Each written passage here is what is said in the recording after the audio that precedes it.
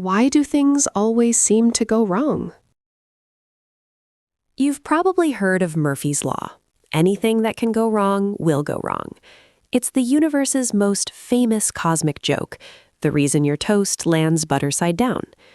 We often blame bad luck or cosmic interference when our plans fall apart. But what if the source of the failure isn't outside of us? What if the most powerful force causing things to go wrong is actually our own mind? This video explores the invisible psychological laws that turn our worst fears into reality. This brings us to the law of reversed effort. It suggests that the harder you consciously try to do something, the more likely you are to fail. Think of trying to force yourself to fall asleep. The more you command your brain to shut down, the more awake you become. When we focus obsessively on avoiding a negative outcome, like falling, our anxiety creates a mental friction that sabotages our natural ability to succeed.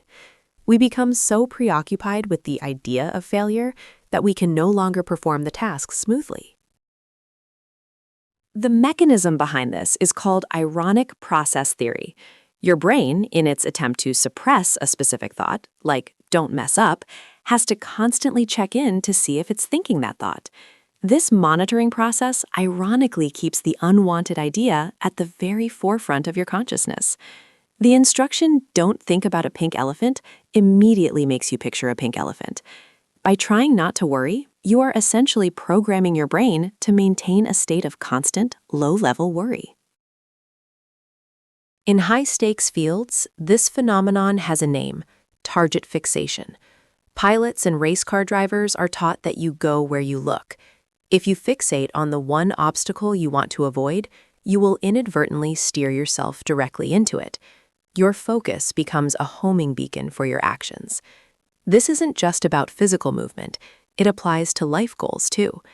If you become obsessed with the one problem standing in your way, you risk steering your entire life towards it, ignoring all the clear paths around it. This mental trap bleeds into our social lives through the self-fulfilling prophecy. This is a psychological loop where our belief about a situation leads us to act in ways that confirm that belief. If you assume your colleagues don't respect you, you might act defensively or avoid collaboration. This behavior then causes your colleagues to distance themselves, confirming your original suspicion. You become the architect of the exact social reality you feared, proving yourself right in the worst possible way. The mind's power to create reality is so potent, it can manifest physical symptoms. This is the nocebo effect, the sinister twin of the placebo effect. While a placebo can create positive outcomes from a belief in a cure, a nocebo creates negative outcomes from a belief in a threat. When a person's negative expectations about a treatment or situation are strong enough, they can experience genuine pain, sickness, or discomfort, even if the treatment itself was inert. Our expectations don't just color our reality, they can build it from the inside out. When these internal loops play out, it can feel like the universe itself is conspiring against you. This feeling is captured by Gumperson's law, which states that the probability of an event happening is inversely proportional to how much you want it to happen. The more you dread spilling coffee on your white shirt before a big meeting, the more inevitable it seems. This isn't a real law of physics, but a law of perception. Our heightened anxiety makes us clumsy and hyper-aware of the possibility, making the dreaded outcome feel preordained.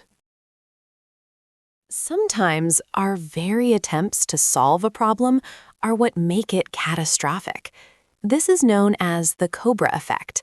The name comes from an anecdote of British colonial India, where a bounty was offered for dead cobras to reduce the city's snake population. The plan backfired when citizens began breeding cobras to collect the reward. When the bounty was canceled, they released their now worthless snakes, and the cobra problem became far worse than it was at the start.